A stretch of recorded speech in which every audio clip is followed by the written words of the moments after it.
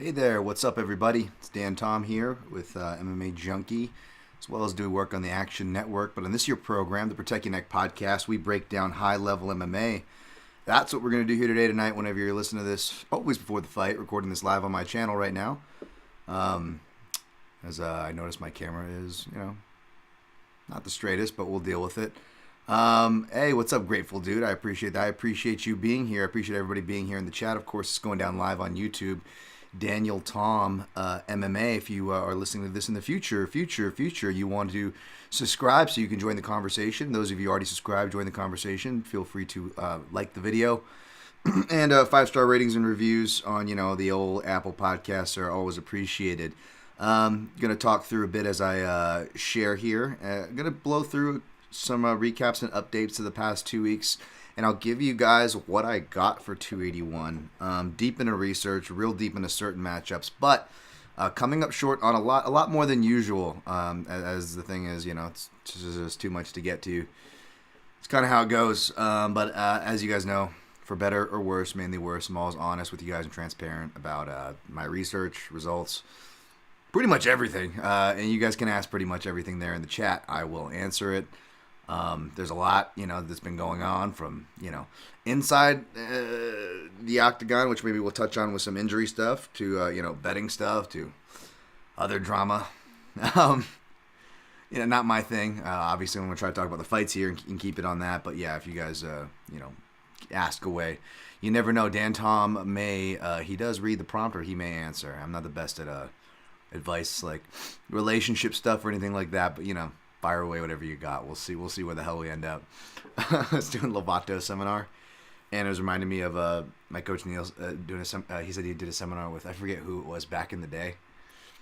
I think it might have even been like one of the Gracies, actually one of the old school ones. And he was just like, okay, and which is a great thing in seminars. And Lovato Jr. did this, and it made me think of it too. But usually at the end, a lot of times I'll be like, okay, what do we have any questions? I want to open it up to any questions. I want to make sure you guys get your money's worth. And, if there's anything I can answer for you, we'll answer the questions here. And I guess some guy was just like, I don't know if it was like Hickson or what, but some guy was just like asking him like marital advice. I was like, Jesus Christ. And he actually like tried to answer and give an honest answer. And it's just like, that's not the kind of questions he was meaning. He was meaning more probably like half guard shit, but okay. All right. Yeah. I open the forum. Let's see what we get. Yeah, James Kendrick popping in here. Hey, Dan, excited to hear your thoughts on Whaley versus Carla and point out things that might concern me as a Whaley fan. I do have a couple notes on that. I'm actually in the process of writing that. I put writing that one aside because it takes me about a good couple hours to write these things, especially me. I'm not a fast writer, and I actually, not just like writing formulaic crap. I'm trying to like actually like talk about their games and tie things together and do the best job I can. Even though I'm not a writer. And again, this is another reason why. Oh, Dan, why don't you announce? Why don't you use the week off? Or when we do get the rare week off, why don't you use that week off to get ahead? Even those of you that are sympathetic to the week-to-week grind. And the question is if, and no hate to these people at all, whether they exist on Twitter solely, mainly on YouTube, a little bit of both, whatever. When you can just kind of like do whatever research you deem is good research, and I'm not throwing shade at that. Like, that is fine. Like, if anything, I should find ways to be more proficient to kind of argue this point that I'm making, but it is difficult when you actually, your game, how you got to the dances, showing your work, doing the in-depth work, doing the leg work that others don't, doing the stats that others don't lean to or look toward, and try to do all these things, and then having to get a video done and recorded and work in conjunction with one of the producers that I do get, as far as video, and we're so lucky to have guys like Kenny and Abby who handles my breakdown videos over at Junkie. But, those guys have lives, jobs, and their own beats, right? And so it's not just on my schedule, right? So I have to get videos in early in the week. And that takes priority, and then if there's Bellator or Contender Series or something like that, that kind of gets jammed up, and that kind of shuffles the step. And then I got to maybe double back to go write a breakdown that I already recorded a video and researched like days before. But now, what the hell am I writing? Dunbar's number. There's so much going on. I got to rewatch this fight all of a sudden, and I'm having to like retrace steps, which really sucks. That mainly happens on like Contender Series weeks, which isn't this week, granted. Or Bellator this week, but again, then I gotta write it. Takes a while. I use a special code and stuff, and to make the actual format that you see on Junkie, and I gotta fill these in, make it meticulous. And then once that's all out, then I'm trying to work my way down toward the main card. Even if there's like a juicy match on the prelims that like the odds look crazy and I want to get to it, right? And so like, well, no, it's going to delay me from the stuff that's actually paying my bills, my actual job stuff, right? Believe me, I wish I could just make my reads and then just tweet them out, tweet the bets out, and join the FOMO, which I hate, by the way. My least favorite part, especially on big fight weeks like this, is, sorry, I'm sharing this stuff now because I'm always bad and forget to do it late. But yeah, my least favorite part, which is just my least favorite part of the week on these big fight weeks is where everybody is, media to fans alike are throwing their hot takes from Sunday to Tuesday.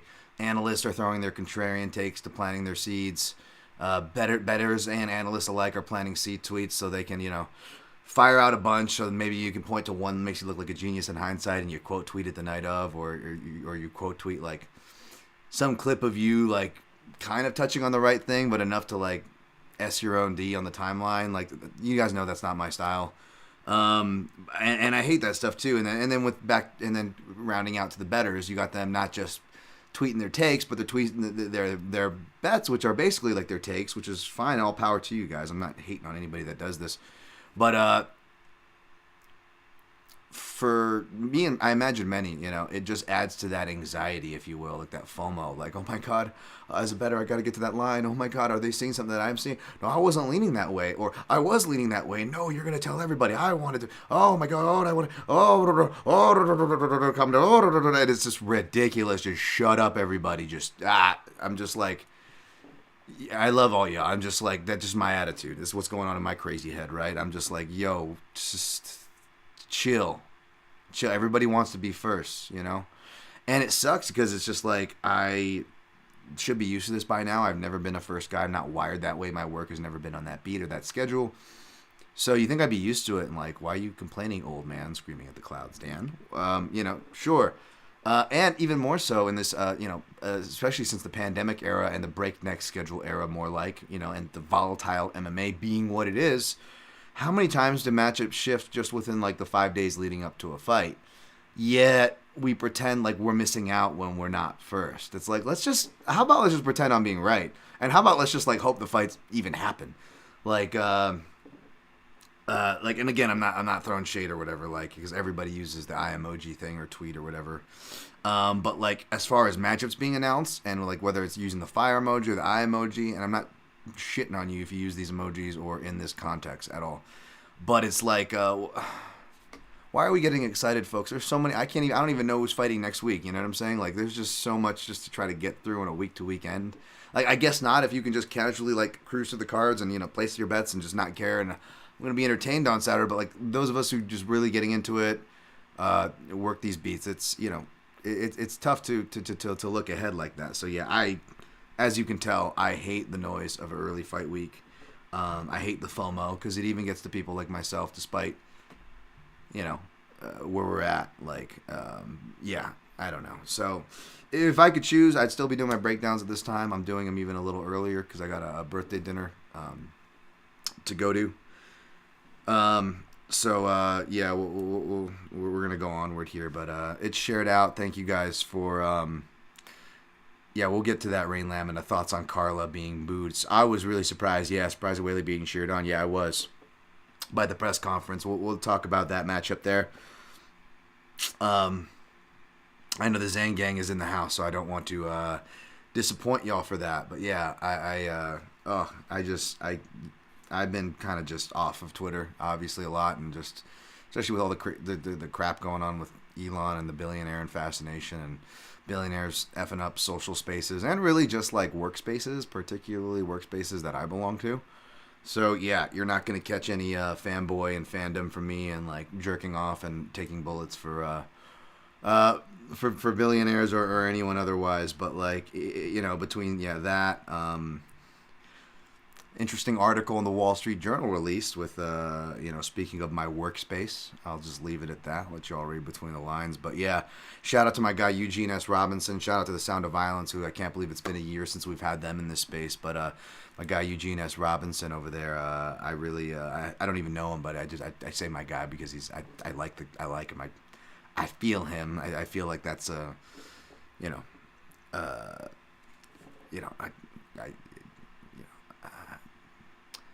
what's the, not kindred spirits or whatever, but I feel his vibe. Let's just say that. And in one of his most recent shows there, he was talking about just like this time next year, I don't know if I'm going to be working in the same space with MMA. And man, I don't want to say that because I love MMA and there's plenty of things that I want to do with it. Whether it be in the gym, still trying to eventually call fights. Like, it's funny, man. Like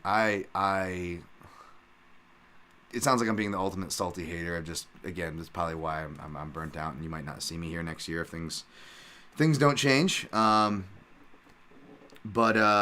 yeah, I it's just like, it's crazy just seeing like the amount of tweets that get engagement. Like I saw someone just doing like the thing of, and I'm not talking about like the Bohachina Depots of the world doing the fine A+ work there. But like no, so like someone like tweeting like an excerpt of an embedded that just like was nothing, and just looking at like the retweets and just seeing whatever countless stuff that gets engagement, and you're just like shit. Like the opportunities for and me, I'm not even a hater, because most people are like, most of the times I'm usually like going, oh no, not only am I gonna hate, I'm gonna shout the person that you guys are places saying I work for. I'll actually go and shout people who work there, because again, I'm not a hater. I shout a lot of people in the space that do the same things. But yeah, you see it, as far as what they're going for viral short clip marketing wise for betting, right? You see just and I don't want to say it because I'm in talks to possibly even just as a reserve. That's all I want. I'm not trying to take anybody, again, not even for my own dreams that I've been dreaming since 1993. Fucking watching Mark Albert. The hooker biter. Way better. Big Bob Costas maybe is better. Maybe Bill Walton, even though I didn't really like him. But the point is, your boy here's been, fan of sports commentary and trying to dreaming of doing this since like the 90s, before some of y'all were born. So to see just like, again, like, and there's a lot of good people, I think.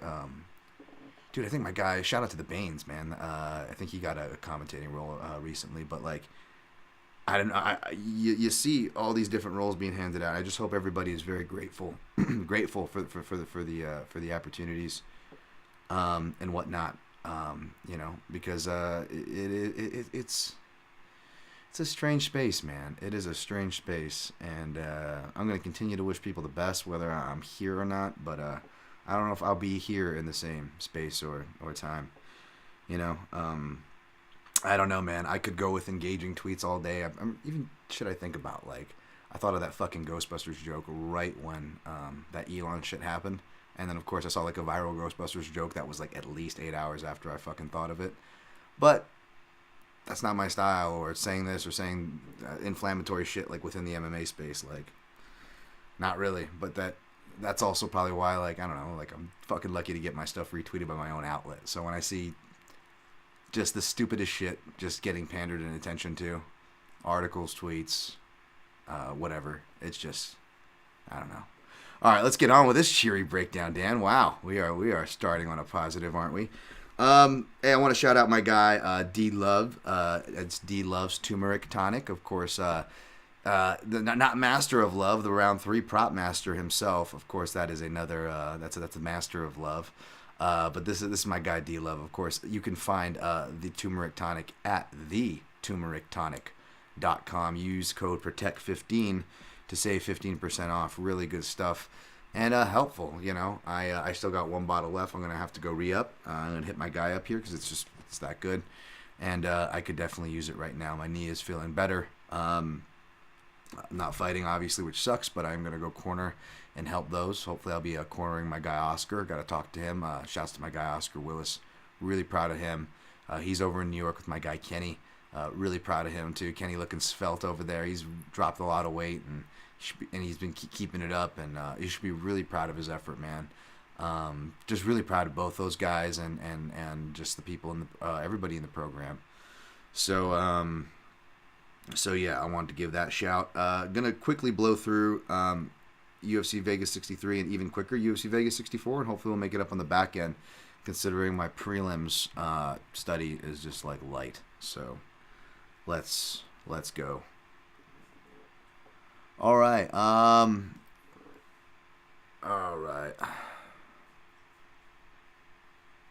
Cater versus Allen was the last one we got. I didn't recap that one. That was the last breakdown show I left you guys on. We went 6-5 overall. Crappy. 0-2. Yeah, we ate it again, but 0-2 straight plays. 0-4 picks. 1-0 in what the fuck is this? Totals. 0-4 in the round robins, which meant the long shot parlay was a bust. I put a note here that I said apologies on the Andre Orlovsky. What did I say? Fucking Jesus Christ! I can't even read my own writing. My bias. Turtleic on AA. Sorry, what the fuck was I saying? Anyways, if I don't know what the word I was trying to say there. Yeah.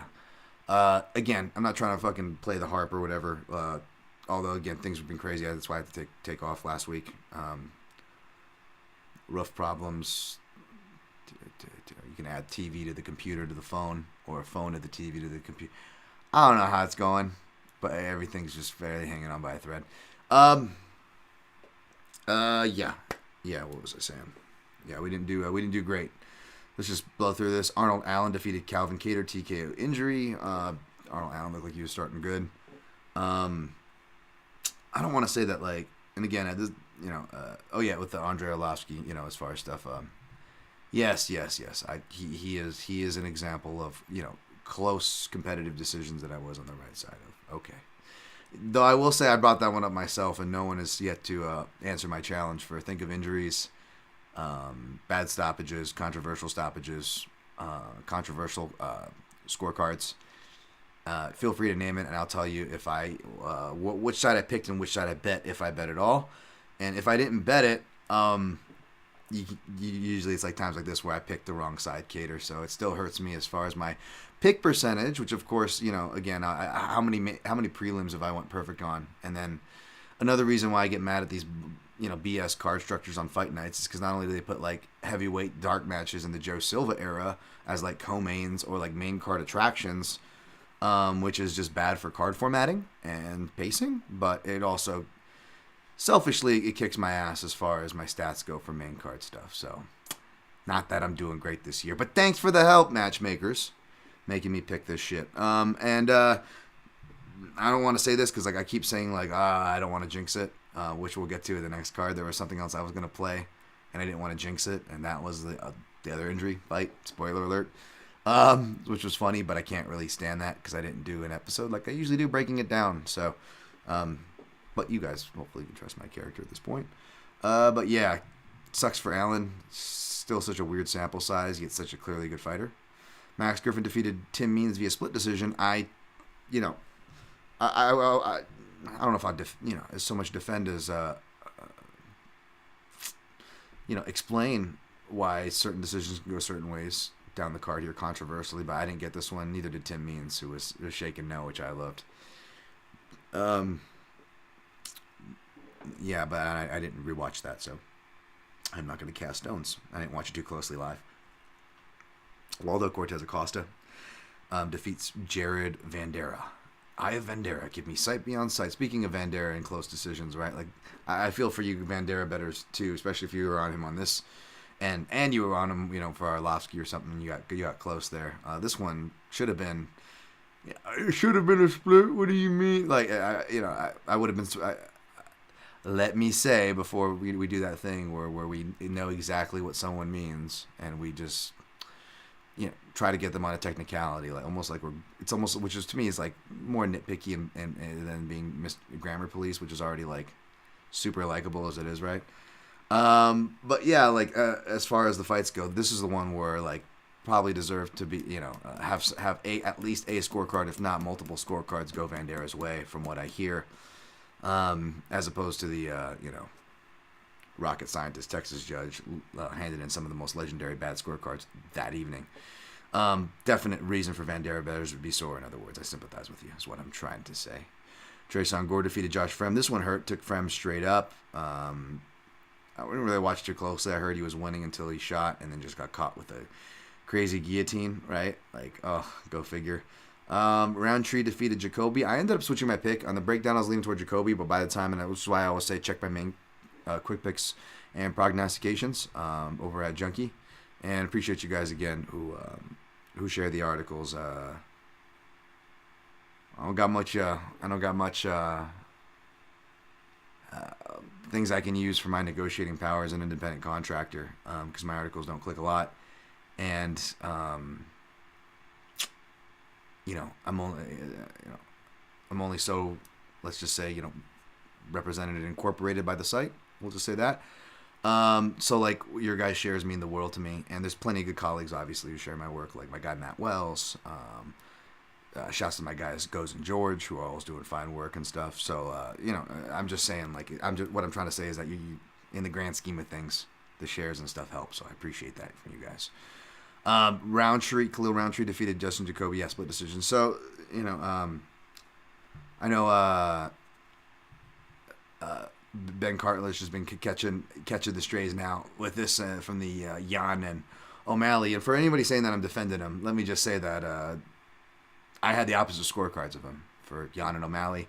And I picked Roundtree here, although I didn't bet it, so I don't have that betting bias. You could say I have the bias toward Roundtree from knowing him, but I picked against him at least as many times as I picked him. So I feel like I proved that. I'm not like super close to the guy or anything, so I don't know how far you could use that one against me. But live, I leaned toward Jacoby. Now, commentators were very biased toward Jacoby, and I talk about this all the time, so I would be remiss not to bring that up and to acknowledge that. However, I do think that I did favor Jacoby's volume and what that was doing to Khalil's body language. Like, he was still swinging hard despite tired, and someone can tire without receiving damage, but that damage, that volume, even that touchy volume, you could argue attributes to someone being more tired than them getting hit with like one big shot that maybe wakes them up and then turns them on, right? So I see that as effective striking. It's taking an effect. It's affecting his fighting spirit, not the Modelo fighting spirit. I'm using language that's actually in the criteria, and supports what it defines as effective striking or grappling or effective maneuvers, right? So before I get the accusations of accusing Ben Cartlidge or defending Ben Cartlidge here, let me just say I've disagreed with him on his scorecards. That doesn't mean we got to say someone's a terrible judge or that this is a terrible card or this or that. Just because we disagree, there's a difference there, right? Now some we can, and it's your opinion. You do what the heck you want. I'm just explaining from my purview, right? And it was funny. I may or may not have been talking to this judge, but the funny part is when I was talking to a high-level judge and was joking where he goes, I was like, you guys just take turns on like who gets it, Like it was Chris Lee for a minute, it was Adley Bird, then it's Chris Lee. Now everybody's focusing on Sal D'Amato. And now it's Ben Cartledge's turn to wear it, I guess. Which is I would say that he is definitely one of the better judges, even though all the judges don't get enough or get the credit that they deserve in a lot of cases, because we always remember the bad ones. This guy I respect, but again, that doesn't mean I have to agree with him, and I did disagree with him here. I thought Jacoby should have got it, but robbery, you're not going to hear, you're coming to hear that word. You're probably coming to the wrong podcast. I don't have any rule against that word. You could use it. I don't care. I just really try to reserve that, maybe one hand, and I'd have some remainders. There's tons of decisions I definitely disagree with, but that view cage side is different. It's not necessarily better too, by the way, folks, at all, but it is different, and we have to acknowledge that. So you got to make it crystal clear, man. You really got to make it crystal clear. I thought it was clear enough, that being said, but if it is not, as it wasn't, well, that's why I do say you got to make it crystal clear, even if me or you do think it was clear, right? And not hating on Roundtree for getting that, fought his ass off. Roman Dolidze defeated Phil Hawes via knockout. Again, just like watching someone with a compromised leg and what that does, and I got back in, moved around a bit today, and didn't do too bad. But again, I'm not getting crazy, and I'm not fighting here with my compromised shoulder or knee. And we're getting weekly reminders of what happens when you do. Oh my God! Speaking of depressing, how depressing was it? I had to see Du Bronx lose like last week. Then we see Anderson Silva lose to freaking Privileged Paul. I got to see fucking Welcome to My House jump into submission. Marcos Rogerio de Lima submit my guy Andrei Arlovsky. Like, literally one of my first favorite fighters. Like, dude, Arlovsky it's one of my favorites, man. Eating the steak and eggs in Chicago. In the all access UFC. Dude, like, that was just tough scenes right there. And what else we got here? We got that was rough. Round one. It went the way I thought it was going to go as far as him getting caught, though. I just didn't see the submission follow up, right? But of course I couldn't pick Marcos Rogerio de Lima, could I? Oh boy. Jong Young Park defeated Joseph Holmes. That was the bet of the night. Shout out to my guy Manpreet, who just did what I should have done. Just should have unloaded the dump truck on Park. Came up short for the round 3. I thought that Joseph Holmes would be able to grapple a little longer than that, but it was a clear mismatch there. Steve Garcia defeated Chase Hooper. I definitely took some shots at Chase Hooper that failed. Yeah. It's just, again, weird sample size, man. This is things was like you should have seen coming, and you're not surprised when they do happen. But you're like, what the heck is going on here? Cody Durden defeated Carlos Mota. Didn't watch this one. Picked Durden, picked Rodriguez as well. Didn't watch that. Subbed Joshua Weems. Gonna do a chat cleanup before we knock out the next card even faster than this. I want to shout my guy here. Hey, Ghost Phantom. What good, Dan? Great to have you back after the week off. Good to see you guys, man. Good to talk to you guys. It's good to be back as far as that goes. Let's see. There's not welcome here. Need me to leave? Oh, you're welcome to stay, Mark Fellows. You're good. Billionaires are welcome. I'm just saying, I'm not a hardcore fanboy, so you're not going to see me, getting crazy about anything here. Ghost Phantom, do you dislike this hot take era of MMA? I hate it. Yeah, I hate this hot take era of everything because it just fits into the. I'm a guy who has legit ADD. I don't need every piece of media, every piece of art form, to accommodate to that. I'm okay with, I don't know, longer things, as you can tell by my long form articles. I know they're not popular. The MMA Jesus, Dan Tom must be pretty happy. Asian is a shoo-in to win a title fight. We'll see. We'll get to that fight. MMA Jesus, you see Jeff Molina's message to Megan Anderson on what she tweeted about Krause. He ripped her a new one. Wow, yeah, I did read that. That was deep, man. Drama Rama. I ain't got time for that. I had to push away from that. Because again, I'm actually trying to research matchups for you guys. I stress myself up beyond belief to try to get what little and come up short, believe it or not, despite everybody gets their shows out on Monday or Tuesdays. I don't know how they do that. God bless them. But yeah, I cannot. Israel will shock the world. We'll get to that for sure. Saying Gang Magnum. Oh, my guy's there. There's my love there. Junkie, what's up? Ghost Phantom. I dislike it too, Dan, the hot take era. Yeah, it's rough scenes. All right, we got UFC Vegas 64 that happened last week. I didn't give out anything, but I did pick Rodriguez. Maybe I would have picked different if I actually did an in-depth on it.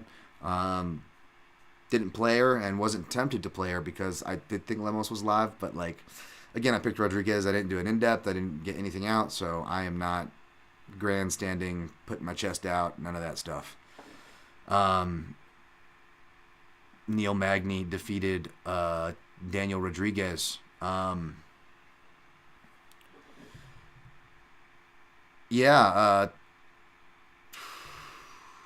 picked Magny. I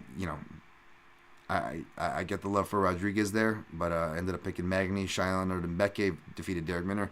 I picked Nerdembeke, and one of my plays was going to be Nerdembeke round 3 or round 2, maybe sprinkle both, and I clearly did not have the inside information that many had who pumped the line up for Shailon round 1, which is crazy. So, yeah. Again, I picked the right side of the injury, but what I would have played, the one thing I really wanted to actually play. And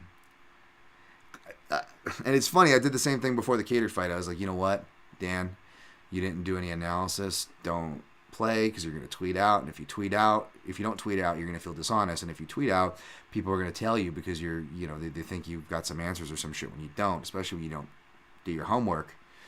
And you know what? Let's not jinx it for the people that are on Shailon or any of the angles that you would have been on. And I'm like, yeah, let's do that. And then sure enough, another guy gets injured. I'm like, I said I didn't play it, Universe. What are you doing? Punishing everybody else for it.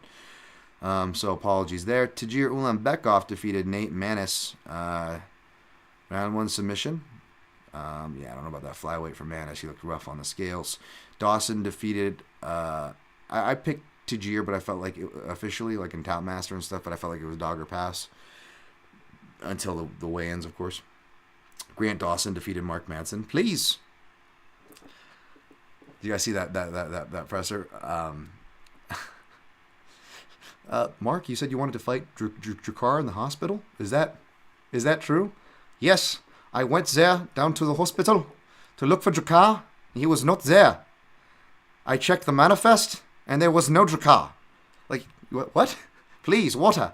Like, what? You checked the manifest? Like, what are you, fucking Boba Fett, Mark Madsen? Like, he's checking manifests out here. It's like, there is no sign of him. No Drakar. May I ask you, do you have water? Please, water. Mark Madsen, yeah. Got drowned out with the water from Grant Dawson there, round 3. Grant Dawson was so funny. I always tweet I always say, and I think I tweeted it out last time. He actually responded to it laughing. He was a good sport about it. Grant was. And I was like, Grant Dawson looks like the bad guy in every Disney movie who tells the protagonist they're not good enough to be here. So you didn't disagree. So there's that. Miranda Maverick, Fear the Maverick defeated Shayna Young. Shouts to all my Junkie Radio brethren and to the Goes Garcia, who used the Top Gun song. They used to close the MMA Junkie Radio shows out with it, so I have it in my head as a closer. So it was weird to see someone walk out to what I have in my head as a closer. And then she had the aviators, and it just looked kind of funny. I was laughing, but gotta do what you gotta do. She went for the finish. I would have gone for Maverick inside the distance, so maybe good I didn't there. Hey, right? I guess. I don't know. Mario Batista defeated Benito Lopez. Just dominated him. Batista was the Zhang Young Park of that card. You just should have just dumped the dump truck on him. Right? Polyana Viana defeated Jinyu Fry. I think I did pretty decent on picks on this card. Johnny Munoz defeated Ludwig Shalinian. Hadley defeated Carlos Candelario. I think I took a shot on I didn't bet, but I picked Candelario, and I think I also picked Pascual. So I went 0-2. I went 4-2 in the prelims. I took Madsen, so I went 5-3, 6-3, 7-3, 8-3, 8-4 overall. It looks like, or 7-4, I guess, is what I wrote down here. All right, guys. Not popular, but I'm gonna pop out real quick. I'm gonna put up a screen, a quick mute, and we'll be right back here to break down UFC 281 from top to bottom. I'm going to write down time, 34 minutes. Not too bad. Not too shabby. We may actually be a reasonably timed episode here. So if you guys just want to hang tight for a second. And I'll be right back. Maybe. Yes. Sure.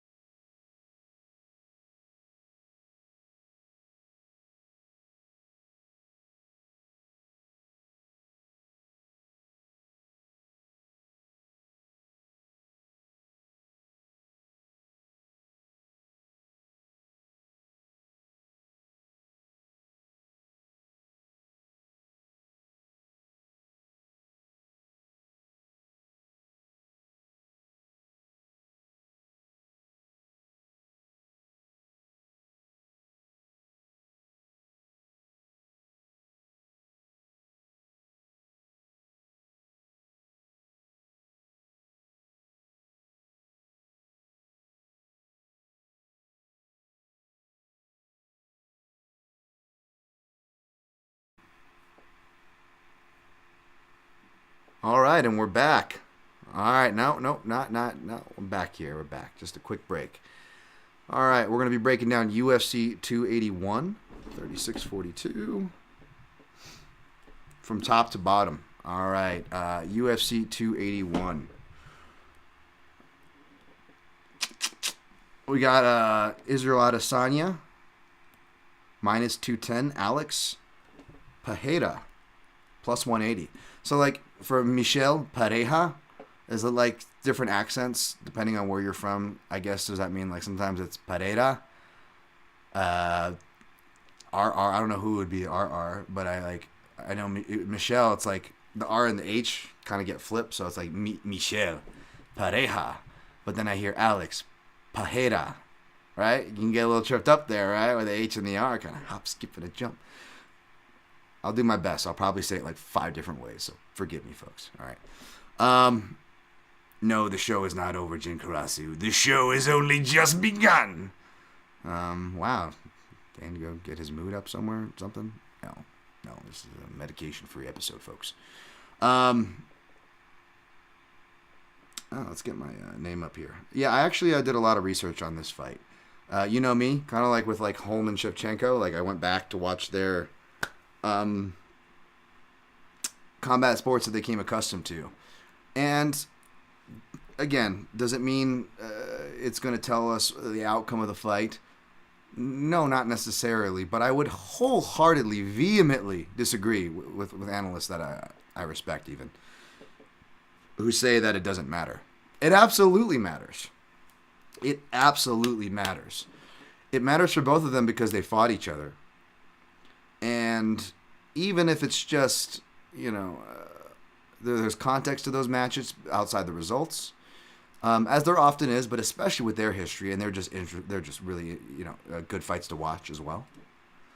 Not that you can rely or should be putting heavy weight into being an armchair psychologist, but there's a whole psychological factor. And for Pereira, yeah. See, Pereira, and I'm probably saying that wrong too, right? He only has 3 UFC fights and 6 total MMA fights since 2015. Like, what sample size are you using then if his kickboxing history is relevant? It's very relevant. So I went back to watch those matches and just their relevant matches in general. I collected some kickboxing statistics as far as rematches. I know Izzy is 2-0 in rematches in MMA. He is 5-1. Of course, that one is Alex Pereira, right? But 5-1 in kickboxing compared to Alex Pereira's 3-3 in rematches in kickboxing. Of course, he hasn't had any rematches with just 6 fights in MMA, but 3-3, a bit more of a wild card there, right? Right? He was able to, he arguably won his rematch against Vakhitov. He also, I believe he won his second fight against Cesar Almeida, who was in kickboxing, who was kind of like a poor man's slickster. But he loses the rematch to Jason Wilness, right? Jason Wilness kind of writes the, this is why it's important to watch, because even before their first match, because Jason Wilness kind of writes the book on how to beat Pereira, at least early in kickboxing, right? He does a southpaw rip a bit to the body, but obviously Wilness is mainly an orthodox fighter. They both struggle against a lot of the same fighters, by the way. Shorter, pressuring, Dutch-style fighters, both Adesanya and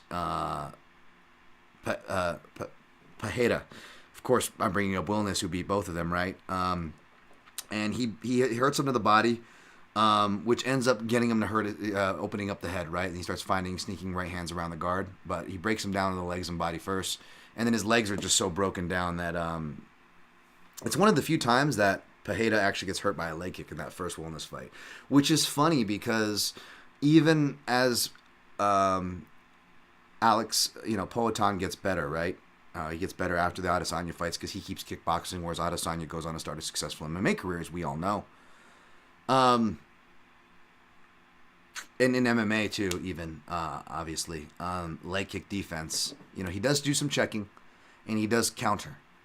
And he is accounting. His evading also overall much better. So it's not like there's no defense and it's not improving. He does have defense. He does have layers to it. It is improving. But traditionally, if we're looking at his most available targets, it's still up there in one of his more available targets, Pereira's leg. So it's kind of funny that everyone's attacked it since then, but no one's noticeably hurt him too badly there, at least to my memory in a lot of the key matchups I watched. I didn't watch everything, but if there's anybody who sounded remotely familiar to you or me, yeah, you can count that I watched that fight. And even then some, like guys like the Cesar Almeidas of the world, just because they were rematches. And again, for context, I want to see how they approach a match again when they face somebody, Pereira would, of course, go and rematch Wilness, and it would be one of the rematches that he lost by decision. More competitive, obviously, this time around. Alex, was a lot better, but not enough to take it from Wilness. And then by the third fight, which is interesting, right? Because, Adesanya is going to have the adjustment advantage just by his intelligence, and the camp he comes from alone, right? Also, inherently, the person who lost is the person who has more room for adjustment, so he has that inherent space where he checks the adjustment box here firmly in this matchup, right? And you look at their statistical history, would indicate he is the better adjuster. Again, 5-1 in rematches in kickboxing, 2-0 in rematches, compared to Pereira's 3-3. But again, Pereira has had to answer with the Wilness example that I laid out. He kind of has to answer what Adesanya is going to have to answer Saturday in the sense of, can you beat somebody who beat you twice? And I know one of those air quotes, right, by decision, but it's kind of like same with Wilness. You got somebody who beat you by decision once and somebody who stopped you once, right? Maybe he didn't go out like Izzy did, but that was their first fight was pretty devastating. I mean, Wilness fucked him up. One of two times, Pereira gets stopped, including if you don't include his, I think his 2013. That's listed as an amateur bout, but he was jumping to pro to amateur still then, and his amateur record is kind of sketchy and incomplete, so he could have more there. But yeah, he hasn't been stopped a lot, Pereira. He is, they say he's made of steel, made of mahogany. The dude, there is a durability there. There is an indomitable spirit, even when he's losing and getting tagged on. He seems to stay with it, and you see that in the second fight, right? And the first fight basically goes down like this, and I break this down in my in-depth breakdown. I actually did 4 sections 4 sections. I know I'm all burnt out and in a bad mood, but I still like pour my heart and soul to this stuff, you know. Blood, sweat, intensity for every busted knuckle, a broken knee. I'm doing my best and I'm doing my part. Don't criticize me, man, if there's no fire in your heart. Shout out to Pat Flynn, a half heart. Lionheart, the song. But yeah, man, even in my most burnt out, I still give too much of a shit to mail it in. It's not getting me anywhere professionally, hence my frustrations at the beginning of the show, but do it for y'all nonetheless. So yeah, it is, and I just touched the surface barely. It is insanely relevant to watch these fights. And so in the first fight again, back to my breakdown of it. Basically, Adesanya shows his smart game planning. Even going into the first fight, he game plans perfectly.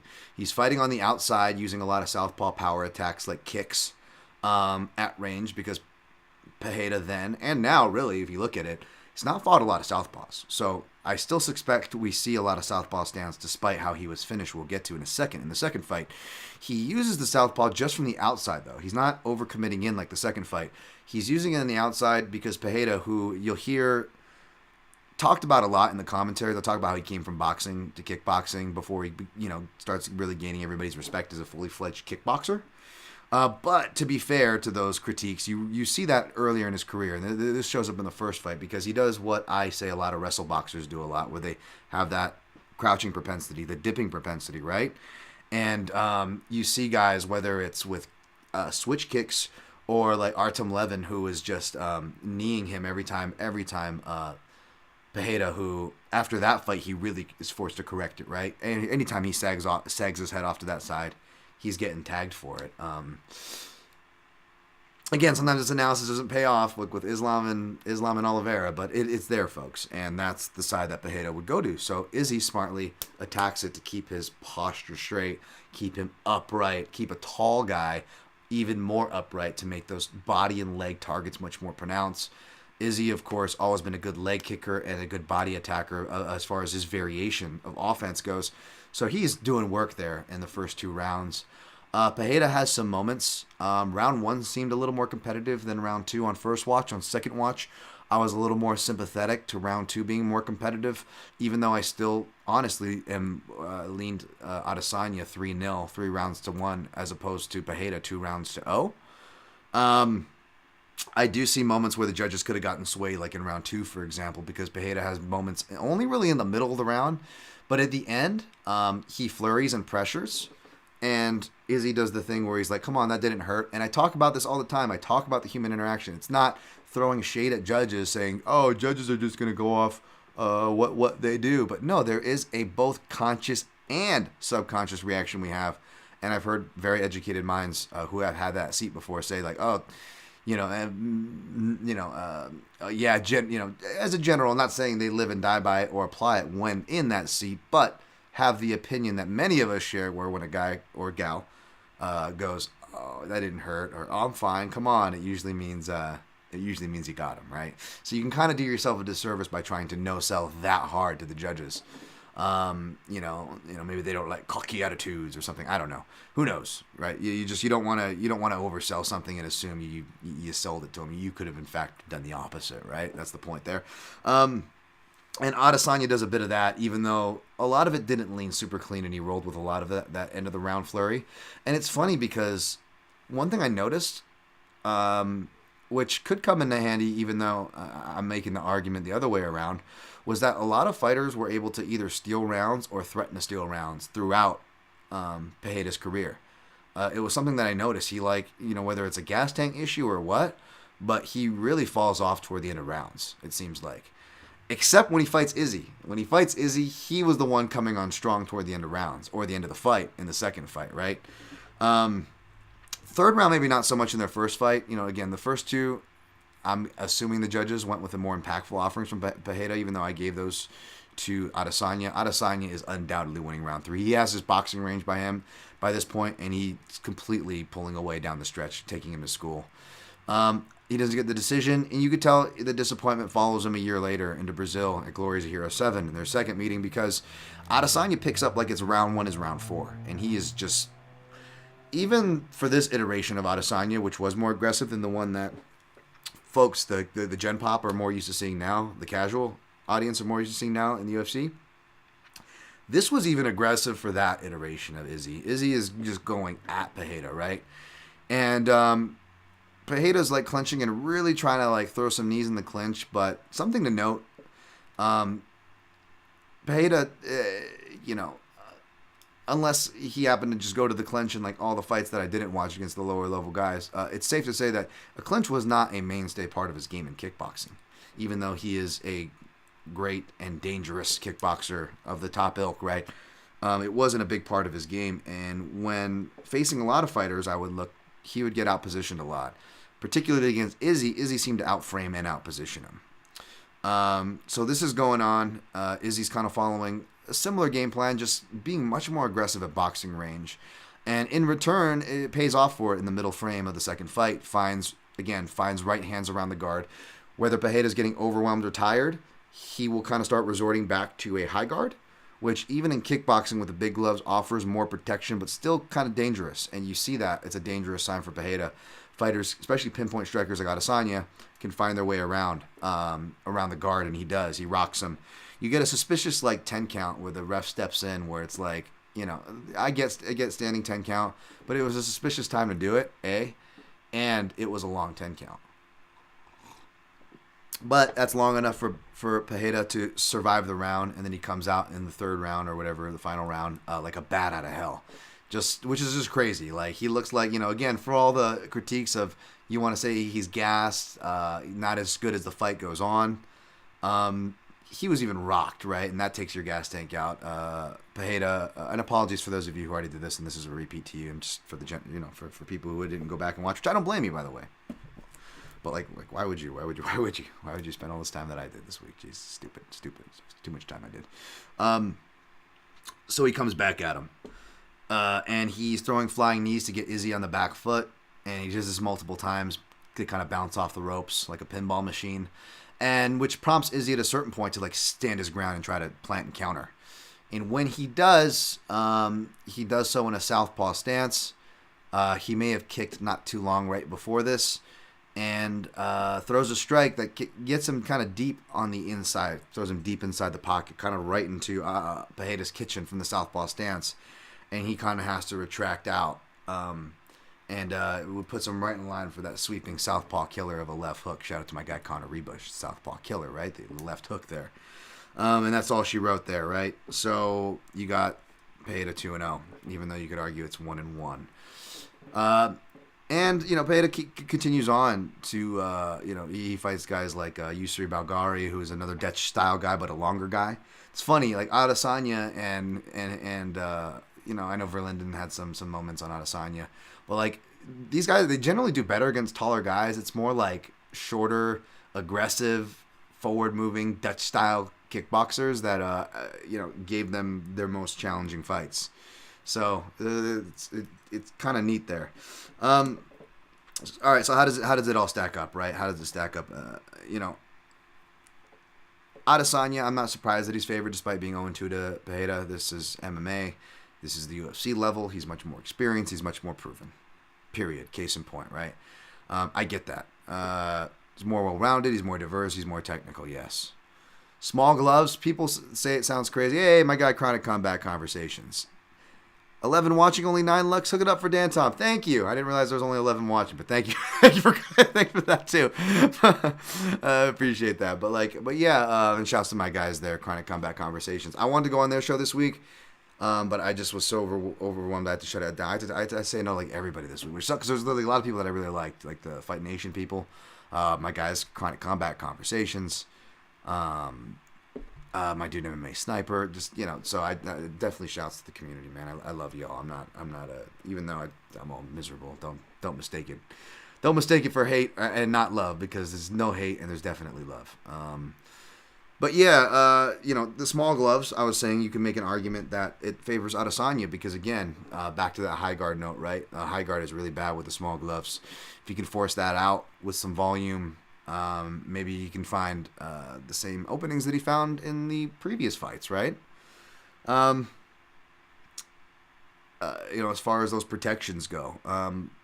But here, the big cage as well.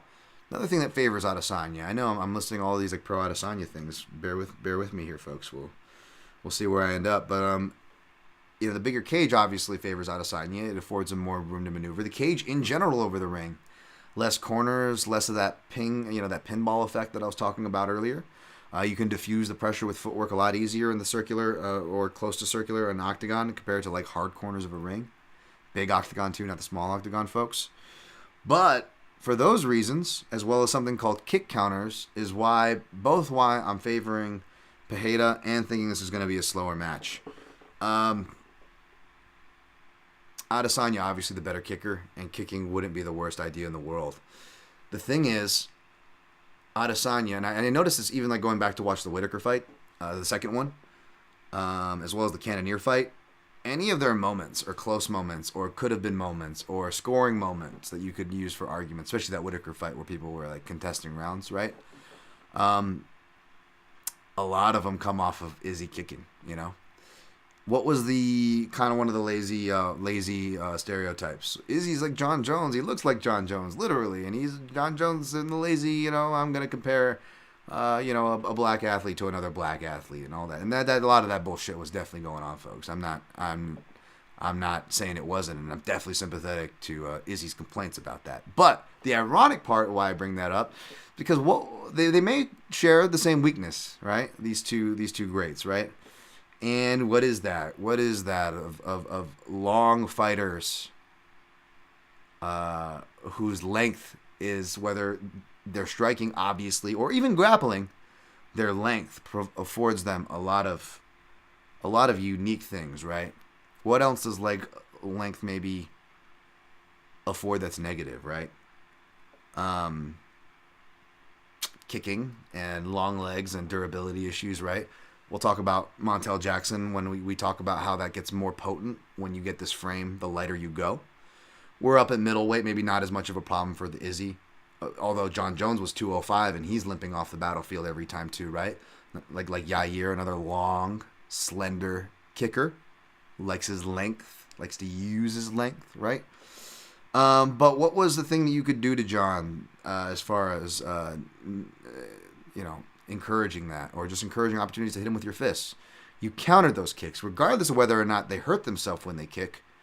They give you an opportunity to punch them with your much shorter arms when they kick you, because those are counter opportunities. And that is what Pereira does. Like I mentioned earlier, he doesn't have the greatest leg kick defense, so I wouldn't be surprised to Izzy to do his old jab and leg kick, because it will be there. But I do wonder how much leg kicks he does go to throw. Initially, I was thinking this was going to be, because I've called for it a couple times, and he's kind of been light on his, not just his leg kicks, but his offense in general. He's been kind of, people have been criticizing him, right? Like, can you do more? Wondering aloud, right? But Pereira, he can counter people off of kicks. He doesn't do it every time. In fact, he usually takes a couple and almost like baits it, kind of like with his low guard and his purposefully slow prods. He's baiting you into counters. There's a reason for it.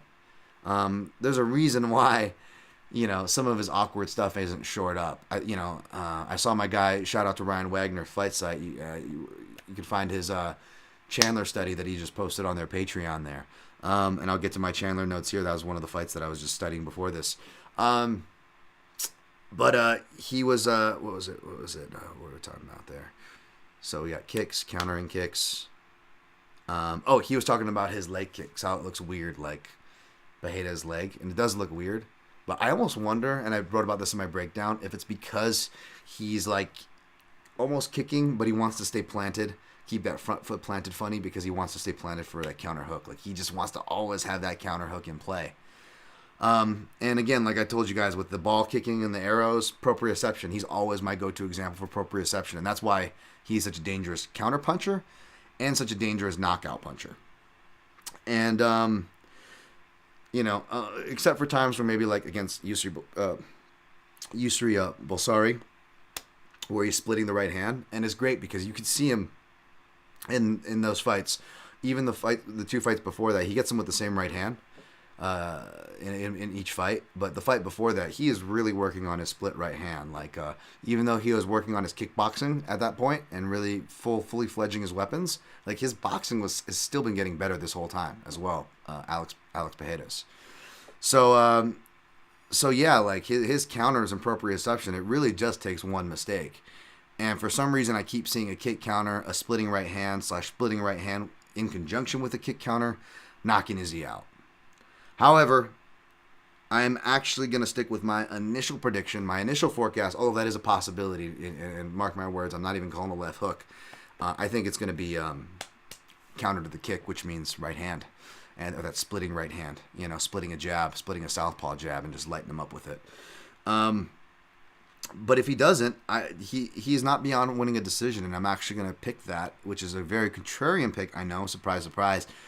But I don't know if it's that contrarian. We just talked about Jacoby and Roundtree and how many of these decisions, right? The Cater's fight before the one he got injured against Emmett, was on the wrong side of that one, where if the judge cage side sees as the more heavier swinging fighter as the more impactful striker, they're going to lean toward that fighter in a close round, if not a lot's being done. And I think the small gloves and the big cage will only encourage Adesanya to fight safer.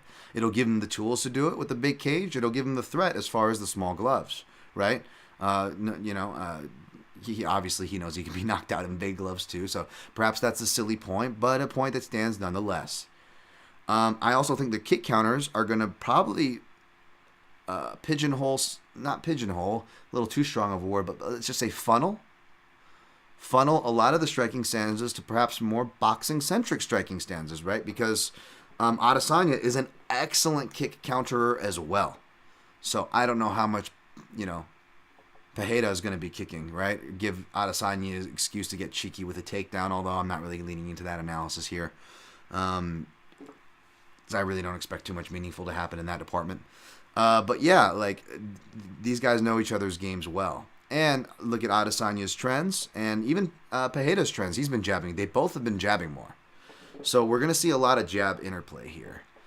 Now, Pereira, he's got some good inside parries on his right hand. Speaking of another reason why the right hand could be live. He's got good inside parry counters, kind of like Stipe does. He'll do that occasionally. I've seen him dust it off in MMA a couple times, and he's done it in kickboxing toward the later chapter of his career. So that's going to be something to watch out for. But if it's going to be funneled to boxing exchanges in the big cage, again, it's going to be a lot of footwork, right? It's going to be a lot of footwork from Adesanya there. And Adesanya has shown he's okay with fighting smart, man, and I don't blame him. Adesanya by decision is probably the most likely outcome, and I think the prop pricing would tell you as such. But I personally am going to go with Pereira. I think I'll probably end up on his money line, seeing where it goes. Maybe I'll just throw a unit and see what happens, because I can't decide between decision, which is a nice number. Maybe I take Pereira and sprinkle on the decision, or I take Pereira and, Dan, two different people? You just said two different ways. You guys know what I'm saying. Poatan. And maybe I take him and I good thing I'm not muted, thank God. I was like, did I unmute? Maybe I take him there and, and the inside the distance or whatever. I don't know. I'd probably just take him and then maybe sprinkle on decision, because that was the official play, But there are actually no plays right now, folks. I'll recap where I'm looking though. But yeah, that's where I'm looking. I've been too busy to even selfishly make plays for myself, folks. I'm too busy trying to crush the analysis of these matchups to give you guys something. So, and I'll see if there's any Izzy matchups before I Juan rematch against Bulgari. Yep. Yeah. That was another thing too. Yeah, Aaron B. That's right. He won his rematch against Bulgari, so the rematches he did win, even though it's not as impressive as a rematch stat as Izzy's. Were against better guys, whereas a lot of Izzy's rematch stats has actually come against local New Zealand competition. If you look at kickboxing record on there, my guy Eric Bets Fights. What's up, Eric? I appreciated that yo-yo picture of your senior year. That was freaking awesome, man. I love the 90s stuff. My 90s brethren over there. Oh, hell yeah. I was already over here protecting my neck, and then I see Dan Thomas live. Good stuff. What's up, my guy? Okay. What up, King? Aaron B. All right. We're going to get on. We got Zhang Weili. The challenger is the favorite, minus 325. Comeback on the champ. Carlos Esparza, plus 270. So, back to some of you guys' stuff. Rain Lamont, I thought, he asked me this earlier. Yeah, I was surprised at that. Almost more so, less surprised at Carla getting booed, more surprised, which sucks because, it's like, oh, come on, man. Give her some love. If you look at my breakdown video for this, like, it sounds like I recorded it after the press conference. No, I recorded it days before. But I knew she was going to get, like, hate because if you go to my breakdown video for this fight, you'll see me going, let's just give Carla Esparza some love, man. As one of the guys who picked her when she dominated Rose in the rematch, leaving no doubt. Just kidding. Wink and a nudge. But yeah, so obviously I got some love for Carla. Obviously I'm rooting for Wei Li, James Kendrick says, but it's a good thing to look at the matchup from all angles. It is, absolutely. Zhang Wei Li, still, right hand seemed to be an early common culprit. I pointed out ahead of the first Rose match. And then it was kind of that left switch kick, right? And she also gets hit by a lot of left hooks as well. But it's hard because I think these change the potential weaknesses, even for someone like even a Zhang Weili, right? They might be changing because she is changing. She herself is getting better, right? You people in this chat, whether it's my guy Ghost Phantom or many other Zhang gangers, have pointed out many of things she's done, and we've talked about here as far as her improved wrestling. Shouts to Fight Ready from the clinch, which she got with Henry Cejudo, but obviously George Hickman, the Hickman brothers, training over at Bangtao Muay Thai. So, I mean, she's showing a ton of these skills and being able to apply them. She's always had accurate spinning attacks. I was going back to read my breakdown from 261, and before her first fight with Rosen, I was already highlighting those. So that's no surprise necessarily. It was more the stuff she did before against Joanna that was just really impressive. The shelving sequence along the fence, just her mad scrambles and ability to bridge and stuff. Like, there was a shout out to my guy Fenyo from the Fight Site, shared some clip of like when she goes for a takedown and messes up, and she really should pay for it. But her athleticism and base and bridging ability, she's able to stay on top, and we could see a lot of those situations in scrambles too. Esparza is obviously no slouch in the scramble, but I don't know if she's going to tire Zhang Weili out. She's really going to have to positionally dominate her, and I don't know if that's going to happen. Zhang Weili, even before she started doing any camp stateside or in Thailand, already showed, I believe she's a brown belt officially in Brazilian Jiu-Jitsu, but already showed that level of grappling against, proven vets like Jessica Aguilar, who, can grapple, is a Brazilian Jiu-Jitsu black belt. From the guard, transitioning. She's got freakish back takes in the scramble as well. Zhang Weili. So, I mean, this stuff comes natural to her. And it's kind of always been a strong part of her game. So I don't see her playing too much catch up there. But yeah, she is definitely going against one of the best wrestlers. So defense will definitely be on the table. I'm going to go back to watch some of the takedowns that were for her. I think they were kind of perfectly timed things, if memory serves, kind of a deal where it's like I don't scrutinize her too much. But I'm definitely going to go back and watch the times where she has been taken down and kind of further break that down in my breakdown, which you guys will find on Junkie. I do think that the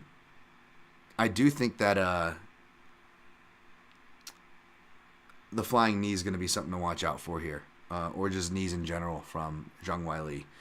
I feel like she can tag Esparza with a left hook and hurt her, but obviously Esparza is going to want to shoot when she's hurt. As long as she's conscious, even if she's rocked, she's probably going to be looking to grapple right. And perhaps that sets up a sub if your prop bettor's kind of trying to hunt a method, especially if you're at a house that makes you choose, Parker, choose, right? Submission or Zhang by TKO. You gotta account for those things. I'm gonna go for TKO. I think she's gonna pound her out if she gets the chance to. But I think that she's going to rock her and then perhaps knock her flat unconscious with a knee. She's going to shoot right into a knee. I keep seeing that. I think that was my official pick. Zhang Weili, second round knee KO. Is my official pick here. But I will be curious to see if Esparza can pull her in and mute some of the offense. She does like to play on the outside. and level change. So again, I got to imagine Zhang Weili's going to be showing these and counter wrestling shots, attacks in the first place. So that's kind of how I'm seeing this one. I don't see myself changing the pick. Perhaps I may find new nuances that I'll put in the analysis. So be sure to check MMA Junkie for that article when I get it done after this, after I get back from dinner here. But yeah, that's where I'm leaning to. Round 2, Zhang Weili. I don't know how I want to attack the board here. Part of me wants to just go big on the under -125 and just make that the main play, right? That way, if something funny happens and Zhang Weili gets overzealous and gets herself put in a bad position, gasses herself out going for the finish, gets hurt, right? Covers those freak things too. Maybe you just blast the under to living daylights here at -125, under 4.5 rounds. And then maybe you get cheeky with Zhang Weili by TKO, especially if you're in a house that's making you choose already, unless you can get, close to even money for Zhang Weili inside the distance. We'll see. I may put Zhang Weili inside. Well, no, I don't get that inside the distance, actually, as the house I can round robin. They make me choose, Parker! So I don't even know if it'll be on my round robin. We'll see. I'm probably going to put Pereira straight up money line as my round robin. I know that's not sexy, but come on. He's the arrow guy that I use to round up the money lines. And if he's going to be on it, if I'm picking him, bet your ass we're shooting some arrows, baby. I don't know how I'm going to attack the board on that fight, though, but I think the over 4.5 rounds. I know we got Zhang in the house, so I want to clean up some questions before we push on and get to the rest of this card. Lightmare Sworn. This is something I've heard all week, but they are saying Carla Esparza is a better technical wrestler than Weili. Do you agree with that? On paper, she is, but Weili's already showing that she can. When she first started doing her wrestling, she was much more. And I talk about this in past breakdowns. She was much more effective against the fence, but you look at the Rose fight and stuff. She's hitting things in the open, really nice, neat. If memory serves, I want to say knee tap to almost Barza guard variations, in the open, hitting a single and then chaining off and having to dump off to the side and to a double. Just showing real diverse takedown acumen. That's kind of what I was electing to earlier. So this could be a matchup where do not be surprised, especially as the fight goes on. If she just gets a little takedown, even just to kind of beat her up a bit against the better wrestler, which I may have that same piece of analysis for the next fight actually. So yeah, but Lightmare Sworn says, but Weili looked pretty technical in the Joanna rematch with her wrestling. Yes, that too as well. Even hitting little things against the fence that she wasn't doing before, which was already her strong point. But using things like shelving the legs, getting off strikes, really, really cool stuff. Let's see. JL, Israel will shock the world. You know what, man? I don't know if he'll shock the world because, he is great, and I don't think anybody should be downing Izzy at this point. But I get what you mean, and that's part of the reason why I did want to pick Izzy, a part of me going through it, because he's a guy you don't need to motivate, and he is very motivated for this. I've heard assuring things. I've heard weird things. I've heard, so I don't know. I don't want to play armchair psychologist. Saying, gang, Team Magnum, Weili Squad. That's right, Jim Karasu. What's up? Oh my goodness. Jesus Christ. All right. Oh my God. All right. We got finally remembered to jump on during this week. My guys, Chronic Combat Conversations, good dudes over there. Guru and TV scouting, baby. What are your thoughts on ADCC? It seems like Meta is wrestling top control heel. Yeah, I didn't watch ADCC, so I don't got much. I don't got much opinion, sadly, there. But that's what I hear. All right. 1 unit. 1 unit is supposed to be 1% of your betting bankroll. Depends on how you do it. I do not gamble. Can you explain what units are? Oh, okay. Yeah, that's an explanation for some. Sure. It depends on how you moderate your bankroll. Units are just an arbitrary number to show what you're betting and to show the confidence in your bet. Some people limit themselves to $5 units, some to $20 units. Me, it's $100 units, and that's big for me. I'll start smaller if I'm bankroll building, which I'm not, although I'm gonna have to if I take another fucking. If I just keep getting rammed, and don't miss me with the it comes around stuff. Believe me, miss me with that. Like, again, not just my record, which still stands as far as that stuff goes. I know I don't want to be the complaining guy. Everybody complains. We're all going through a tough betting year, which is another reason why y'all should be grateful winners out there. Back to my previous things, whether you're winning in anything, because it's such a volatile space. There's so many. The good people, mainly the fighters themselves, who deserve the money, aren't getting it. Mainly the people that don't deserve it, right? You tend to get it in this space. So if you're able to make anything out of this gambling and stuff, enjoy it. I don't know. I can't. I just try to keep my shutters on. And it's people I like, too, because I don't want to be influenced. Like I said in the beginning of the show, I'm trying to avoid that influence. It sucks just to, it's just like I see people go, even just the conversations, it hurts because you just see people go, oh, it's okay, it'll come back around. Oh, I got burned on this one, but I got this one, and I'm just laughing, watching, going, oh, I got burned by all of those examples. When's it coming around? Or just see people go like 2-7 in bets or 2-9 and still turn profitable nights. I'm like, how the fuck did they do that? Like, not hating, but I'm like, I just see like massive, like good night. And it's like mainly losses, and I'm like, what the fuck? You do the math, and I get how it ends up. So it's the style that you bet, right? But it's like, you guys know me, man. It's like, dude, I feel like I could go fucking 5-3 and still have a losing night somehow. It's just the way like shit goes. So yeah, I can't. I just can't anymore. I can't. See people dance on glass and get rewarded for it, and then me over here fucking like a nerd, carefully planning shit out, showing my work like I'm, got the diagram like I'm Charlie from It's Always Sunny, and seeing my analysis both get proven right whilst still somehow finding a result that not just proves my analysis right, but fucks me in the A, right in the A. It's just, it gets old. It's not fun.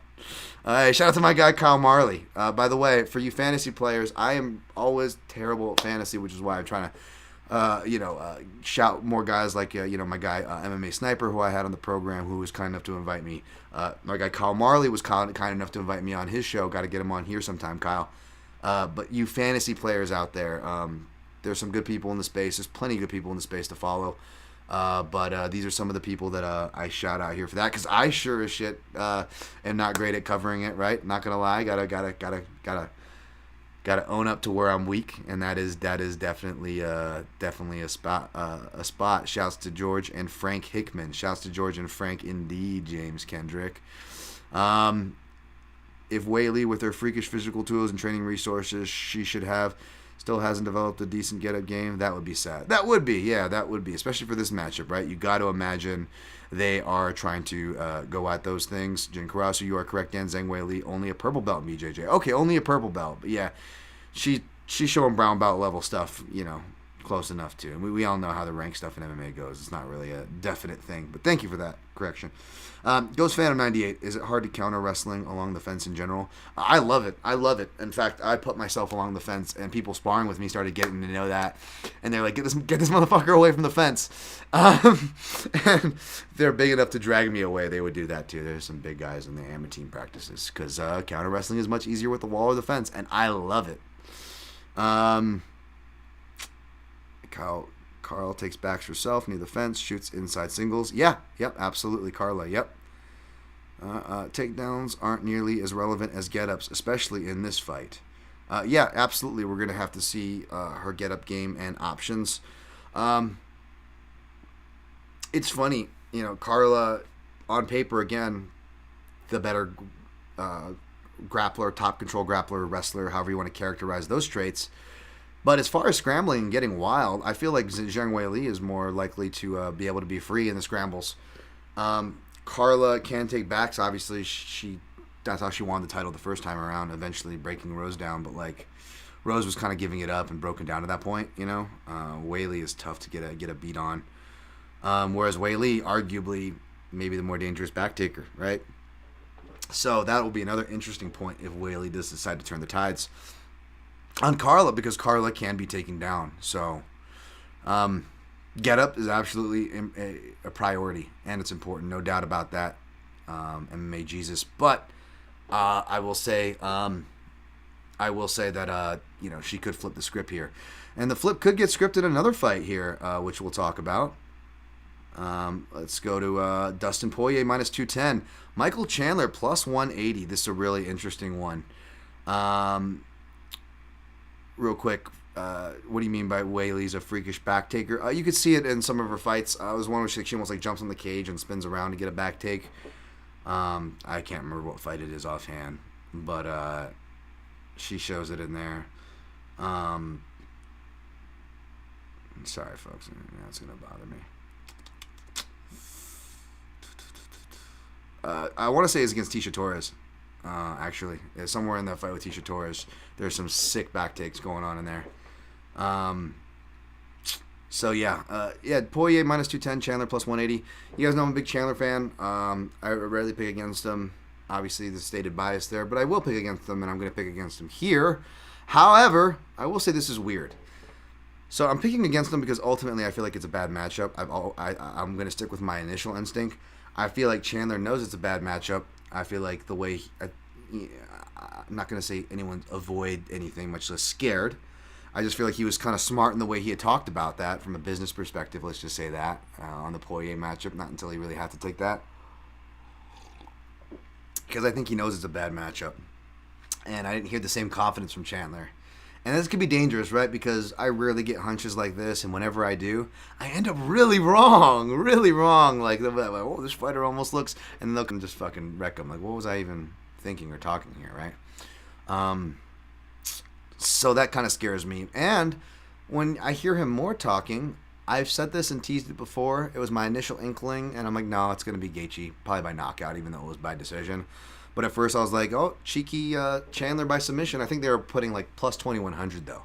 Whereas it's opened at like plus 600 and it's up to like plus 8 or 9, which is still high, but not high like plus 2,100 they're putting for like Chandler to submit Gaethje. I was like, come on, it's more of a chance than plus 2,100, right? But you see he doesn't shoot until like getting rocked multiple times 3 minutes into the fight. And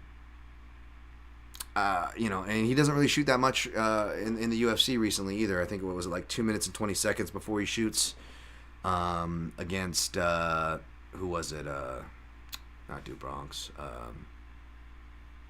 Tony. 2 minutes and 20 seconds before he shoots against Tony, right?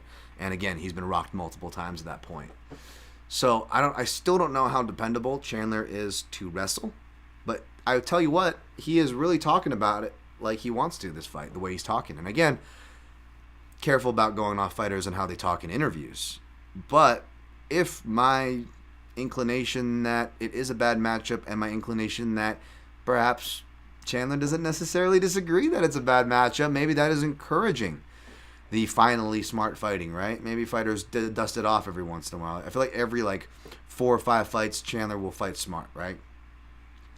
And when I went to look closer at that, a lot of his ones where he grappled or went for the submission and tried to have an early night, like he called it, like he's calling for here. He doesn't want to take damage for once. He doesn't want to end up in the ER because he's ended up in the hospital the last 2 times he's fought at the Garden, both the Bellator and the UFC. But when I go back and look at those fights where he's fought smart, wrestled more, maybe went for that early sub, like against Brandon Gertz, it was ironically against Southpaws. Now, he is 4-0 against UFC level Southpaws. I didn't shout out my guy Ryan Wagner for no reason. I don't call him one of the best analysts MMA in this space for no reason.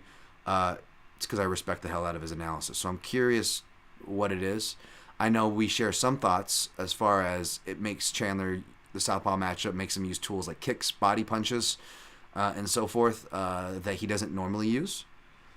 So you could say that it brings about the best in him, but he's maybe oddly enough or not so oddly enough, if I'm wording that correctly, has wrestled the most. Maybe because he hasn't been that comfortable against him. Goiti Yamauchi was deceptively dangerous counter fighter. I get it. Brandon Gertz's strength is standing. He's a brawler. Clear advantage on the ground. I get the takedowns there. Henderson, he wrestled almost to his own detriment. He wrestled himself into a hole. Even when he was hurting Henderson, or even when he didn't need to, shooting those suspect low signals, really, diving to deeper depths in the ocean to work when he really didn't need to, and he certainly doesn't have an oxygen superiority. So it was like you're essentially making the fight harder than you need to, is what he did in that first fight, right? And here's where it starts getting sketchy, because I already was coming into this knowing that I didn't like the southpaw look when Tony is not a dedicated southpaw, but when Tony went southpaw, he hit him with everything in the book, including the check right hook, which was something that I saw clear as day when I was watching the Gaethje fight back. I'm like, oh, this guy's going to be open for Poirier's check right hook. And then, of course, I'm going through my tape study process. I'm going in order, right? I get to the Tony Ferguson fight, right? After the Gaethje fight, right? And sure enough, what does Tony rock him with the first thing? Southpaw, check right hook. And that's not even Tony's fucking punch. Not even Tony's punch. Like, I barely see Tony throw that punch. And he was hitting it like it was second nature on Chandler. And that's why I had that bad inkling. I could not shake that since that match happened.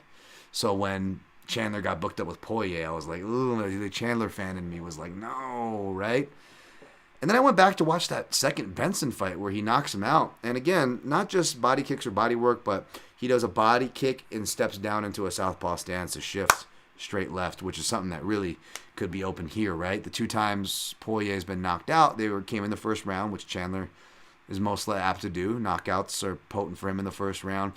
And they were by southpaws. Michael Johnson gets the check right hook, which would have knocked anybody out. Don't discredit my guy MJ there.